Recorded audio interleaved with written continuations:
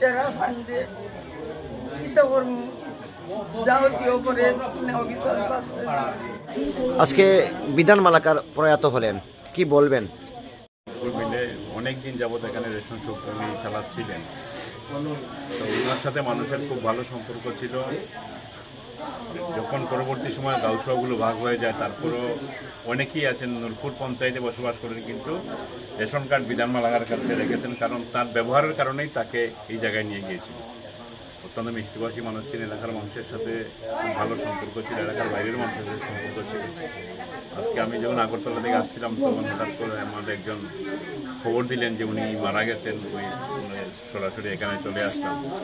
আসলে একটা খুব ভালো মানুষকে আমরা হারালাম। নিশ্চিতভাবে আমাদের এই এলাকার ক্ষতি হয়েছে। আমি ওনার পরিবার পরিজনদের প্রতি গভীর সমবেদনা জ্ঞাপন করছি এবং ওনার আত্মার চির শান্তি আমি কামনা করছি। বিধান মালাকার প্রয়াত হলেন, কি বলবেন? বিধান তো এলাকার ছেলে, কিন্তু এলাকাতে তার প্রতি সব মানুষের ভালো আশা, যে ভালো কাজ করছে রেশন সুপ ছাড়াও এমনিও যে মানুষের সঙ্গে তার ব্যবহার খুবই ভালো। যেমন নূরপুর, সুলতানপুর, গড়বন, সফরিহান্দি এই জায়গার লোকও আমরা এই রেশন কার্ড আছে। কারণ কেন আছে, তার যে মুখের মিষ্টি ভাষা, মিষ্টি কথা, সব সময় নর্ম ভদ্র আচরণে মানুষের সঙ্গে কথা বলে। যদি কোনো গরিব দুঃখী আসে যে এখন বিধানদা আমার কাছে কোনো টাকা টুকার নাই, আমার বাচ্চারা ফান্দে কিতা করব যাবতীয় করে অফিসার কাছে ব্যবহারও করছে, করেও আমার নিজের ছেলেমেয়েদের বিয়া পূজা পারবা যে 10 কেজি 50 কেজি তাই প্রায় সময় সাহায্য করতো। কোনো পূজা পার্বণে এমনি গরিব দেখি ঈদ পূজায় কোনো মানুষের কোনো সময় কোনো দূরে রাখছে না।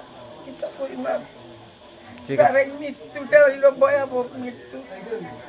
কালকে তার সঙ্গে কথা কইছি রেশন আইছে নিলে কিছু কয় না, বেশি আইছে না, অন্যতা আছে নিলে নিতাই ভাগবে পর্যন্ত। ঠিক আছে, ঠিক আছে। বিধান দাস প্রয়াত হলেন, আজকে কি বলবেন? বিধান দাস একজন ভালো মানুষ ছিলেন। বিধান মালাকার তাই উনি আমাদের এখানে লক্ষ্মীপুরের যে রেশন সুপ, ওই রেশন সুপ উনি চালাতেন, ডিলার ছিলেন। বিধান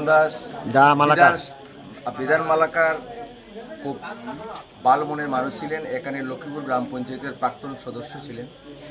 উনি সবসময় মানুষের সঙ্গে মিষ্টি ভাষায় কথা বলতেন এবং পরোপকারী ছিলেন। ওনার মৃত্যুতে আমরা লক্ষ্মীপুরবাসী আমরা মর্মাহত। ওনার অকাল প্রয়াণে আমরা ওনার পরিবার পরিজনদের প্রতি সমবেদনা জানাচ্ছি এবং আমরা সৃষ্টিকর্তার কাছে আমরা আত্মার সদ্গতি কামনা করি। ধন্যবাদ।